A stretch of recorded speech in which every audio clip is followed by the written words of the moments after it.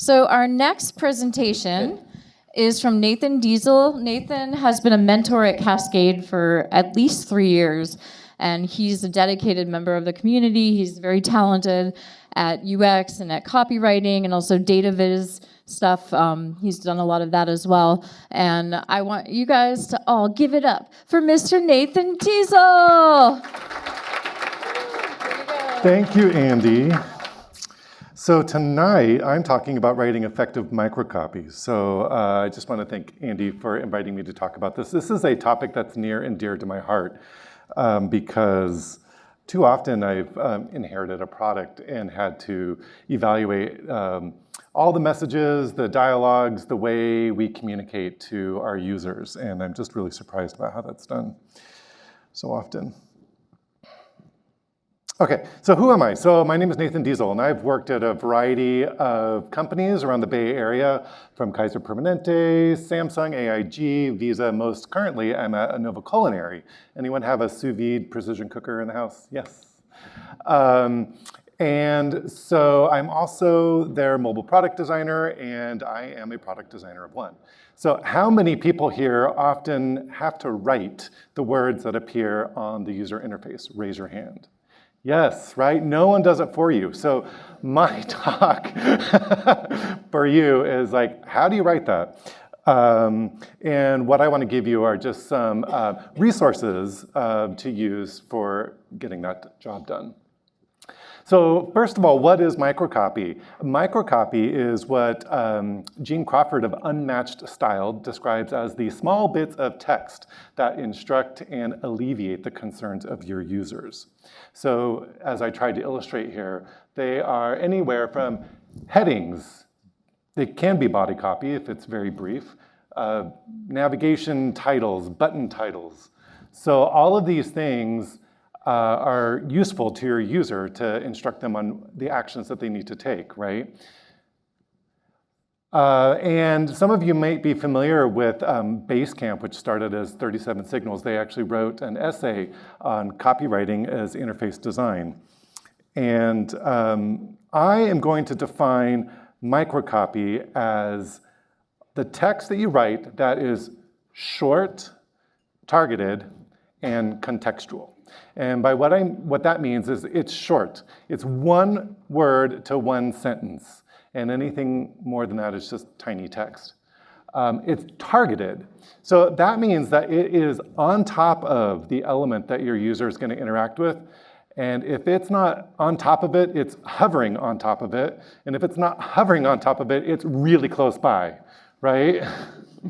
And lastly, it's contextual, which means it actually changes. It changes based on the needs of the user, the action that they have already performed, or the action that they're about to perform. So, but how do you write this? And this is what I want to get to. Some of you may already have heard me talk about this because I talked about this about a year or so ago. But it really depends on the voice and the tone and the style that you use for your product. And that starts with voice. What is voice? Voice is personality. It is your brand. It is the way you talk to your users. So, for example, this is an example from Larson Design, a design company. A way you can characterize this personality is by contrasting elements. And this might already have been defined by your company. So, bold but not arrogant, irreverent but not offensive, loud but not obnoxious. This is just an example of what your voice could be. I have a few examples of bold and quiet voices in products out there in the world. This one, you probably recognize what it is without even seeing the label of the company on there. Anyone want to guess? Virgin, right? They have a very bold, very sexy, very kind of snarky voice. Devilishly good seats is how they describe their seating. Here is an example of a product company that sells grooming products and beauty products, Birchbox. How would you describe this voice? Yeah, it's much more neutral. It's much more soothing. It's bland almost. But they are a little bit clever. So they used this button label is actually not a proper verb. You would actually say give. but they say gift. And at the very, very, very top, instead of asking for your email address, they say brighten up your inbox. So they have a little bit of playfulness in their voice, right? I love Chipotle because they're so controversial and they feed me on a regular basis. But so they have really bold, so your brand, obviously voice, kind of bleeds into what you're probably reading as like marketing copy, right? This isn't necessarily user interface copy, but what I really love about this example is that you can see their brand values in the navigation items across the top. So they're talking about nutrition, they're talking about food with integrity, they're talking about what's new, and instead of asking for contact information, they say talk to us. So it's a very informal, casual voice, right? So then next is tone. Tone is the way in which you speak in context. It's your attitude in the context. So you may be excited, you may be direct, friendly, or sorry. So going through the 3 examples I already started with, I was looking at Virgin America's app, which has kind of been taken over by Alaska because Alaska bought them. And I was looking at how their tone kind of changed. It went from kind of an exciting, like, your world just got bigger, let's go, to a really kind of like neutral and direct tone with Alaska, which is like, just book your trip, right?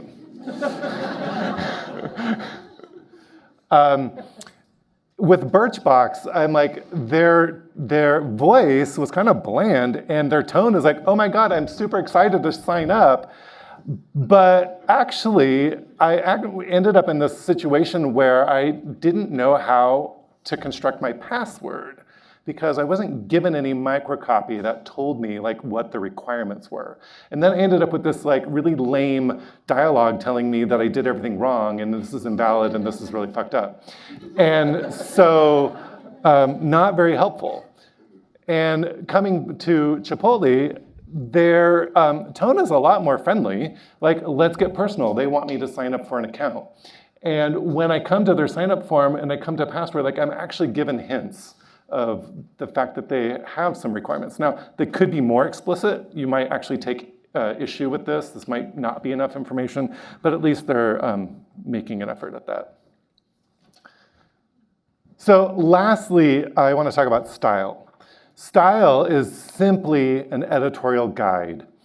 There are lots of editorial guides that you can use. If you're a writer, you probably have consulted with the AP style book, Associated Press, or the Chicago Manual of Style. But the truth is, for user interface design, we actually have style guides as well. And the one that I love the most is the Google Material Design Style. They actually have a section on writing, and I consult it on a regular basis. Your company should, if they don't already, have some kind of style guide. Just like the UI design kit that we saw presented here, hopefully you actually will have a place where you write down how you actually want to communicate. So I want to present, for those of you who haven't gotten to the Material Design Style Guide, here's a screenshot of it. And they have 4 areas: language, tone, capitalization and punctuation, which is like my pet peeve. I just love to break that up. And global writing, which is about writing for translation.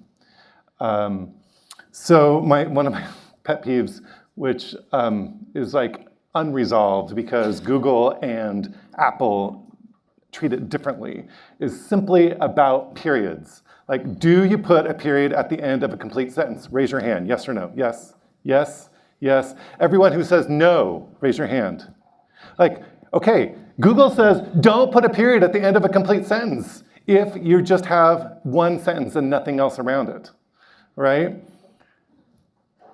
But Apple says it differently. Apple says use sentence style capitalization and appropriate punctuation for complete sentences. So why do you think that is? Like, why wouldn't you put a period on a complete sentence? Anyone?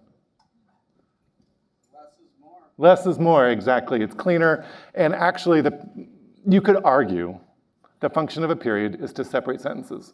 And if there's not another sentence following it, why do you need it? The other reason why I don't like the iOS human interface guidelines specifically for copywriting is because they don't have a section called out for it. They sprinkle in these details throughout. So I had to like dig through like to get to buttons. Like if you want to write a label for a button, you know, their recommendations for how you write it are buried in there. So Google just makes it a lot more easier because they have a whole section on writing. And so I just want to give you a few, I'm almost done here, and I just want to give you a few examples of what I think are really great examples of microcopy, especially for like Gmail. This is a screenshot of my email. And you know, I lost internet connection. And so Google handles this really well because they're giving me in context targeted messages exactly in the area that I need to know. So for example, next to Hangouts, there's a little section that says trying to reconnect. At the top of the page, I'm told, oops, the system encountered a problem. I have other issues with this, like I don't use a system, I use emails, so I don't know why they're telling me the system encountered a problem with this weird code. But you know, they are giving me this contextual information that they're retrying, and they're giving me a little countdown timer, so it's changing in context. I love this little story about Munchery where I was ordering dinner at a friend's house and adding items to my cart. And I was at my friend's house, I wasn't at my house, so I actually had to change my delivery address after I had completed my order. And lo and behold, my order completely vanished. And I'm like, how did that happen? And so I wrote them in a really angry email, and I said, I lost my order, why does this happen? And they wrote me an email back saying they were very conciliatory and they gave me free money. And then like a month later, I ran into the exact same problem, and suddenly they actually gave me some information. A very simple message. Did you know that if I actually perform this action, I'm going to lose information? So maybe not the right way to handle it because they probably could have told me that at the time that I was adding items to my cart, but at least they listened. Here, logging into Medium, you can see that this is a really great example of microcopy that's in context about they won't post information without my permission, right? And there's lots of details here, little terms and conditions and whatnot. But what's going on with Google? Right? Like, oh, so if I log in with Google, then they are going to post without my permission, right? So that was like about a year ago, and I just updated this because I wanted to find out like how Medium is changing, because we're all iterating, right? So I guess these examples are, you always have an opportunity to learn from your mistakes and become better at what you do. And so they cleaned it up, right? But wait a minute, all those nice little messages about posting without my permission have been removed. So is it no longer necessary to tell people how you're going to treat their information? Like, I don't know what the answer is here. But say it again? They just what? Oh, they are. Is that really what happened? Oh, okay. And just out of curiosity, I was like, why does this message say welcome back? Did they know? Obviously, they're tracking my behavior. Like, they know that I've been to this site before. And so I cleared my cache, and I went in incognito mode, and I still got that message. So I was really confused. So anyway, just to summarize, because I'm at the end here, what is microcopy? Microcopy is short, targeted, and contextual words. And how do you write it? Well, you actually have to evaluate three things. You have to evaluate the voice of your brand, the tone in which you want to speak, and the style that you want to follow. Thank you.